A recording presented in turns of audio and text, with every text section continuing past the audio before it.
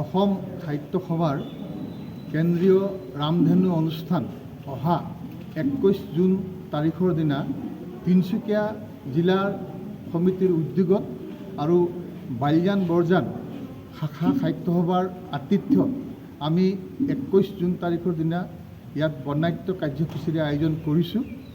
এই কাৰ্যসূচীত আমাৰ অসমৰ মাননীয় সভাপতি, প্ৰধান সম্পাদক, উপসভাপতিৰ লগতে কেইবাগৰাকীও বিশিষ্ট ব্যক্তিসকল উপস্থিত থাকিব।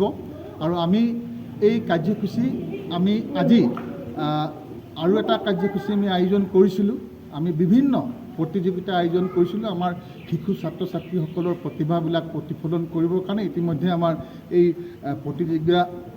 প্ৰতিযোগিতাসমূহ চলি আছে আৰু আমি আশা কৰিছোঁ যে আমাৰ 21 তাৰিখৰ দিনাখনৰ মূল কাৰ্যসূচী আমি সুন্দৰকৈ আমাৰ এই অঞ্চলত আমি সম্পন্ন কৰিব পাৰিম। ৰাইজে আমাক স্বতঃস্ফূৰ্তভাৱে সহযোগ কৰিছে আৰু সেইদিনাখন আমি সকলোৰে উপস্থিতি আৰু সহায় সহযোগিতা আমি কামনা কৰিছোঁ। আৰু লগে লগে আমাৰ কাৰ্যসূচীসমূহ যাতে সুন্দৰকৈ আমি সুচাৰুৰূপে সম্পন্ন কৰিব পাৰোঁ, সকলোৰে আমি আশীৰ্বাদ বিচাৰিছোঁ। অসম সাহিত্য সভাৰ কেন্দ্ৰীয় ৰামধেনু অনুষ্ঠান অহা 21 জুন তাৰিখৰ দিনা তিনিচুকীয়া জিলাৰ সমিতিৰ উদ্যোগত আৰু বালিজান বৰজান শাখা সাহিত্য সভাৰ আতিথ্যত আমি 21 জুন তাৰিখৰ দিনা ইয়াত বৰ্ণাঢ্য কাৰ্যসূচীৰে আয়োজন কৰিছোঁ। এই কাৰ্যসূচীত আমাৰ অসমৰ মাননীয় সভাপতি, প্ৰধান সম্পাদক, উপসভাপতিৰ লগতে কেইবাগৰাকীও বিশিষ্ট ব্যক্তিসকল উপস্থিত থাকিব। আৰু আমি এই কাৰ্যসূচী আজি আৰু এটা কাৰ্যসূচী আমি আয়োজন কৰিছিলোঁ।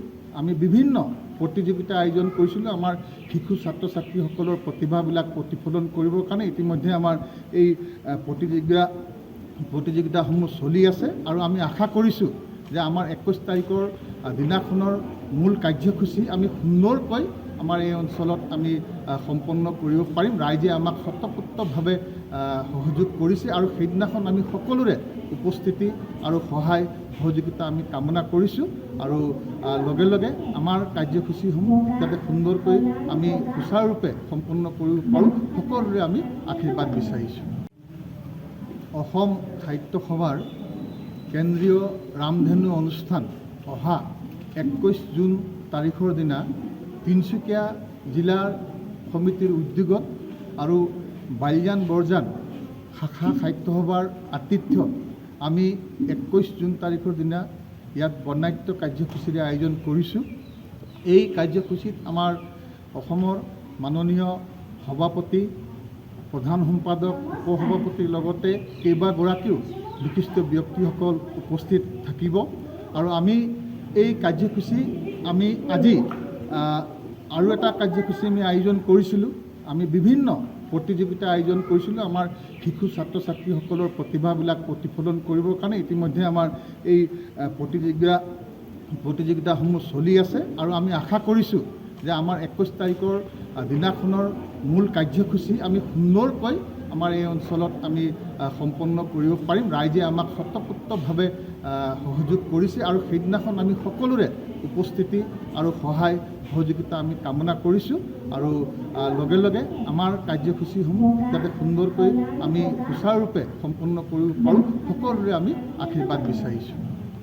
যিকোনো খবৰৰ বাবে যোগাযোগ কৰক 7099017330 লগতে 7099017110 নম্বৰত।